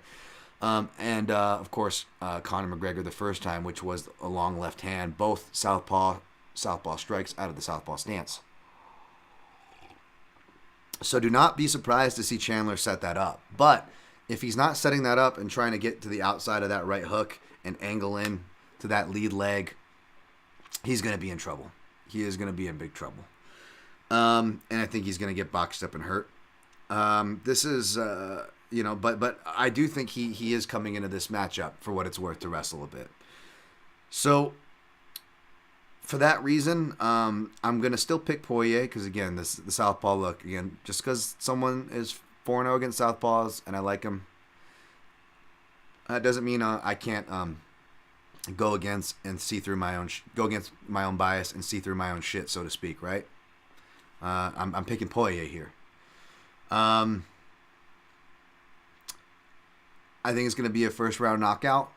I think that's what probably we want to see and what we imagine and what our brains are most going to kindly project for us when we're trying to put this matchup together. But this is a hard matchup to bet, and I would be very cautious of anybody trying to bet this fight because the Chandler wrestling immediately, at least for me, tempers fight doesn't go the distance underplays because I would want to look to go contrarian, especially for such a volatile fight. It's almost, not worth taking a shot unless you can find something juicy. Now, Chandler decision's only like plus 850 or in that neighborhood, which is a decent number, don't get me wrong. Like, you throw $20 and you never want to see again on that, right? Which I don't hate you if you do. So if you like Chandler, I said just play Chandler straight up money line. You're getting a lot of coverage there, and he can win multiple ways, including the decision. Maybe you sprinkle a bit on the decision there. Or maybe you play fight ends in round 1 at plus 150, and then you play that and Michael Chandler by decision. I know that sounds funky, but like you got to kind of get weird if how you want to attack the board on this one. Or maybe you play Poirier inside the distance, and then you hedge Poirier inside the distance play with fight ends in round 1. So Poirier either knocks him out in round 1 like I and many are predicting, or you kind of hedge for the upset because although Chandler, and this is why it's so hard because you can make arguments for Chandler and Poirier in rounds 2 and even 3, even for Chandler, folks. Poirier is more of the dog in the fight, right? And he is the better gas tank, but against guys who put that grappling pressure on him, it could break him down, right? So, if Chandler fights smart and is able to do that, I know that Poirier also chose not to give his back and chose to kind of accept and give away the round because Oliveira is so dangerous. I don't think he's going to give that respect to Chandler, and most people won't / shouldn't. But I will say that doesn't mean he's not dangerous from the back. Chandler, incredibly dangerous back taker. Should have choked out Eddie Alvarez from all accounts. Choked plenty of guys out from there. He's a wrestler that will take the back. So it's just that he's so wild that he punches, and I think that'll give Poirier his opportunities to scramble back up to his feet. Poirier's idea of keeping the scramble going and takedown defense style against Khabib didn't work good because Khabib, not just for back takes, but just in general, he's just suction cup, right? He's really going to kill space. He's aggressive, but he's not going to get over aggressive to lose position, which can be Chandler's downfall, right?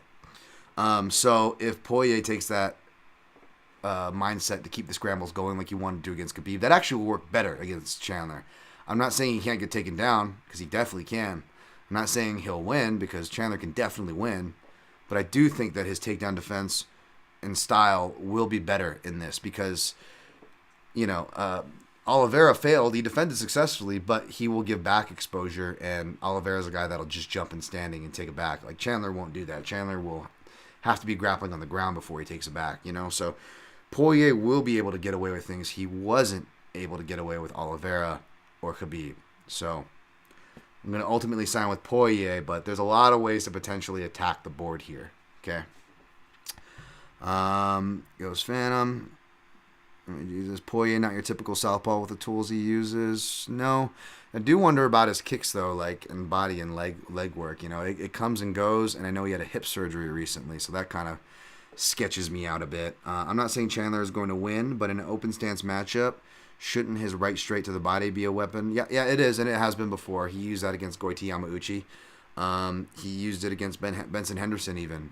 So it's there. His body work will be there. And Poirier, can be hit to the body, right? You look at the work Oliveira did. So between the body work in round 1 that Oliveira did to the groundwork Oliveira did in round 2, you have to imagine the Chandler camp is salivating at that. So the pick is Poirier, but he's not going to be in any parlays or anything for me. I don't know if I'm going to play this matchup at all, but those are the ways maybe I would look at it. Fight ends in round 1 with a Poirier inside the distance play maybe, or you go or like Poirier by knockout. Fight ends in round 1, I think is another one. I mean, he could submit Chandler, for sure. I would just roll the dice more on a knockout, maybe 60-40, 70-30. All right, next fight, we got, I'm going to try to go through these a little faster, and unfortunately I don't have strong opinions. We got Chris Gutierrez, minus 215, opened at minus 130. Everybody fading Frankie the Answer Edgar. You know me, man. If there's an excuse to ride with the old man one more time, I just may.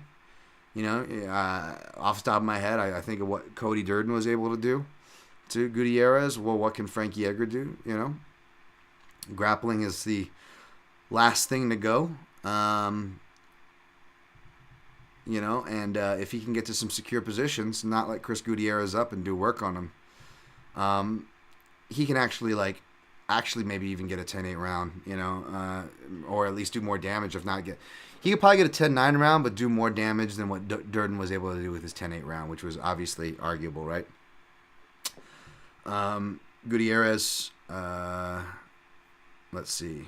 Who's he coming off of? He's fought since then, obviously. He's fought a bunch. He beat Andre Uhl, which made sense. Uhl went back up to 45. Felipe Colares, and then Dana Batgarel, TKO, spinning back fists and elbows. Wow. I got to go back and watch that one. Maybe that was the one that's swaying people. Dana Batgary is it's pretty good. Not like Frankie Edgar or anything, but he's a good fighter. That's tough, man. This is tough. I'm gonna have to look more into this one, folks. Check out my quick picks and prognostications. My heart's leaning toward Edgar, obviously. What's crazy? Speaking of Edgar, Chandler, and Poirier, so Edgar headlined Dustin Poirier's first fight, right? Because there's a lot of nostalgia, and everyone keeps sharing Edgar's first fight in the Bronx because his career started in New York, and they're leaving out the name of the guy he fought. That guy in that story that's being shared everywhere, his name is Eric Urasek. And Eric Urasek was actually the first coach who coached me in MMA at Extreme Couture. He ran the Saturday MMA classes back in the day. Most of you might have saw me, Dan Tom MMA, on my Instagram.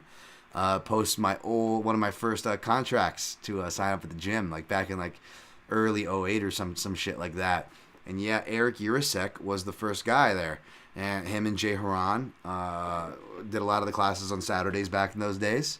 And I would watch those guys go at it for fun. And I was like, wow, these guys are really good.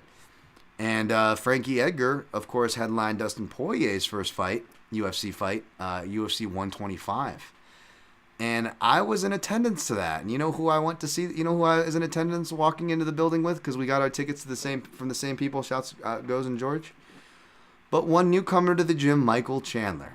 I was walking into the gym, walking into MGM after I parked in the self-parking garage. You walk down and you got to walk into the shops area, for those of you familiar with it. I was walking into the shops and I heard, hey, Dan. And I turned around and I was like, oh, it's Michael Chandler, who didn't know anybody really at that time. We had the same coach, Neil Melanson. And at that time, Chandler was deciding on whether waiting things out and trying to get into the UFC, waiting for them to call, or signing up with this tournament for this place called Bellator. So this is way back. And we rolled in and watched UFC 125 together, man. And Dustin Poirier fought that night. Frankie Edgar had an amazing draw. An amazing fight. UFC 125 there with Gray Maynard. Their installment of their trilogy. So pretty cool. I don't know. Cool for a loser like myself, I guess. But yeah, so gonna be rooting for Edgar there. Dan Hooker. Opened at minus 200. Money coming in on Claudio Puelles, plus 125. Dan Hooker, minus 145. I got to look into this fight, but we'll see if I end up playing it, because I'm a little burnt on Claudio Puelles. He's burnt me too much. He's been overrated, and then he actually did improve. And he's young enough where he should be improving and can improve more. And he seems like a nice guy, so I'm going to shut my mouth and not be a hater. But definitely one of those fighters where just like, not necessarily like a Nick Maximov or something like that, but like just one of those guys where like I don't get the love for it. I don't get it. I see MMA gamblers like just having confidence they shouldn't, and then they get proven right by the guy as I get proven wrong, and I'm just like, I just one of those, and maybe this is a case where maybe I'll end up being a hater on it if I stay too long. So I'm trying not to. I'm just being honest though, for better or worse, mainly worse. Just something rubs me wrong. Like, you're not as good as you should be. You shouldn't be getting these results, kind of a thing. But that's such a fucking hater thing to say, right? But you guys get what I'm saying. I don't know. We'll see. I gotta look into this a little more. I'm leaning toward Dan Hooker, but we'll see where I end up here. That's an interesting one. Brad Riddell plus 100. He opened at minus 110. This opened at pretty much a pick'em. Moicano minus 120. I gotta look into this. I'm obviously gonna be leaning toward Moicano. Riddell, he's a good striker. He can variate to the body, but he mainly is head and legs, from what I recall. And I don't, he doesn't. I don't remember having like super impactful like body kicks, like a Fiziev, for example. He definitely can hit. He's got some power. He's a strong guy, but he's not like, a death touch dude or anything like that. And if you're not like that, you can't scare, Moicano. I think, I don't know, man. And Brad Riddell, if he doesn't even wrestle Riddell, what if Riddell wrestles him? Because Riddell does that sometimes, right? Like, and I talked about that. That's how we scored the 700 club with Mr. Turner. Jalen Turner, that was a nice cash, right? Because Brad Riddell always shoots whether he's hurt or whether he's not. That's just not good. Moicano was a nice one because we got him like round 2 sub, and then we should have got him being finished in rounds 4 and 5. Again, I had RDA, but again, another fight where the refs let it go questionably long. I was on the wrong side of that. Ooh, wow, that never happens. Yeah, but so there's been some good history there with the bad. So I'm gonna look closer into that because you bet your butt I'm smelling a little bit of submission. Sorry, little fiddler on the roof there. And maybe I'm just a little high off cashing a submission ticket. We always do that, right? We try to reach back into the well and we get burned because MMA is not a predictable sport, folks. Dominic Reyes, minus 205. Open at minus 195. Not much movement on this one. I get it. I'm leaning toward Reyes, especially him training with Pereira and Teixeira. Span, hard to count on. Kind of a wild card there. Maybe I'll look more into that. But despite Reyes feeling like he should have a ton of flags attached, actually not surprised. And at face value, don't even disagree with the 2-1 favorite distinction. We'll see once I dig in a little more. Aaron Blanchfield, minus 390. Molly McCann. Fucking hell. Is Bradley Taschuk listening? His favourite accent. Fucking Molly McCann. The boner killer. Sorry. I'm just giving my boy Brad shit. He hates that accent. And, in case he's got a rubbery one listening to Protect Your Neck, I wanted to make sure I killed that boner with the quickness. Any accents out there that kill your guys' boners? Curious. Boner Jams 03. Wow, Dan, careful what you're asking for. Kind of discussion you're talking about there. I love the Scouser accent, by the way. I love English accents. I love it all. I love the more northern you get. Northern accents. They're a bit. I'm not gonna fucking brutalize you guys any further. But yeah, we have Molly McCann plus 320. This feels a bit wide. I'm gonna look into it a little more, but I mean, I get it. Blanchfield should be favored. She's pretty solid all around. I want to look into more of her striking and refresh myself there. She's a really good grappler and process-based fighter, and that is half the battle in a lot of these divisions. So, Blanchfield, but do I really want to be making any huge claims about the biggest favorite WMMA fight on the card? No, I do not. And I probably won't be from a betting side. Andre Petrovsky, minus 195. Wellington Turman, plus 165. Although, I will say, if I feel strong about a Blanchfield sub possibility, maybe that gets on the round robin, or maybe a decision, depending on where that's priced. We'll see, too. We'll see if I look into that one. Petrovsky versus Turman. This feels like a wild card. Turman... And Petrovsky seems like he can combust in normal ways, where at least you can see it coming, and he's not going to go down without a fight, whereas Turman can kind of combust out of nowhere, but he can also win out of nowhere. They both can. So yeah, that's a weird fight. Probably leaning Petrovsky, but see where I am on Twitter at DanTom MMA on fight day. Carolina Matt Steamroller Frivola plus 115. Ottman Azatar. What's in the bag? What's in the box? Minus 135. I don't know. Part of me wants to lean with Steamroller here. I like Matt Frivola, granted. He spent some time at the gym. Not that I train with him or know him, so I don't know how much you want to accuse me of bias there. I've picked against Steamroller before, but, I like his attitude. Money looks to be coming in on Azatar. We'll see. It's funny, now whenever money comes in, everybody's going to just freak out and go, is it an injury? What don't we know? And again, proving you all the more how stupid this sport is, whether you bet on it or not. And so, if you're watching it and betting in on it and walking away, fucking consider yourself fucking lucky. Be a good winner out there, because it's a crazy-ass sport. Karolina Kowalkiewicz, minus 115. Silvana Gomez Juarez, minus 105. I'm going to lean toward Karolina Kowalkiewicz, but, if Gomez Juarez, she doesn't have to knock her out, which she has crazy power and seems to knock down her opponents at the very least. Kowalkiewicz, just experience. I think she can get out of that first round without being knocked out, obviously, but also not scared off, because I think she could take a hard shot, and it might, at this point of her career, it could get her off her game, maybe, So we'll see. But I have not looked into this fight or any of these other fights, in case you haven't already told. So don't take my opinions too strongly. Not that I'm giving out strong opinions. Michael Trezano, plus 140. Sungwoo Choi, minus 165. Going with Korea here all day. Montel Jackson, minus 200. Money piling in on him. Julio Arce, plus 170. You guys already know. Where my bias eyes are loaded. This could be... I'm definitely going to look into this fight, because I'm admitting it, and it sucks because I'll be aware of it as best as I can, folks, but at the potential of tinting my own analysis for confirmation bias. you guys know I already love Southpaw Julio Arce already, and you guys already know Montel Jackson is on my fade list, especially with Andre Uhl and other tall featherweights, tall bantamweights out of the division. Montel Jackson, gassing, durability. He's only getting older, having to make this weight, which is just insane. The dude is giant. He'd be giant for 145, and which I see his future there. Whereas Arce is finally fighting in the right division.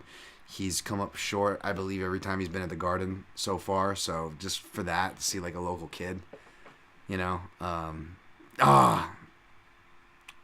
Don't be surprised if you see like just a unit on Arce. I'll see if I got more for you guys. If I do, my analysis may tell itself with the bets that I place on this fight. We'll see. I haven't looked at it yet. Maybe I see something that scares me away, right? I always leave that option open. Maybe I'll end up on Jackson. Who knows? But you guys know me and where I'm looking. It's going to be dog or pass regardless of what the pick is. Fantasy Jewish Fight League this Saturday at the Garden, Aalborg. Minus 130 versus Nikolai. Listen, folks, I haven't listened to the Breakdown podcast, but listen to all the Breakdown podcasts, listen to the commentators. Everybody's going to do that weird pause when they say Nikolai Negomarianu. Everyone gets weird. They go, Nikolai, don't get Joe Rogan. Don't get Joe Rogan. Don't do it. Don't do it. Elon Musk will let us say, but don't get Joe Rogan. Trust me, it's there. I'm not trying to bring negative attention here, folks. I'm not trying to be that guy. I'm being honest. It's just one of those weird, funny little subtleties that I pick up because I'm hyper vigilant like that. All right. How did we do on time? I got to get out of here and get to dinner. Yep, I got to get out of here. Let's I'm gonna go through the chat before we clean up on picks and plays. Does anyone remember when Izzy said Yoel is gonna crumble like the Twin Towers? Like what the? Yeah, Izzy has said some sketch stuff too. Yeah, that's. I mean, listen, the guy is. I've had friends that started off as gamers and then they end up. You go over to their house and there's just like Jordan Peterson videos that have just been on repeat, and I'm like, oh, I should have seen the signs. Anyways, James Kendrick, frozen like Elsa was a bad line too.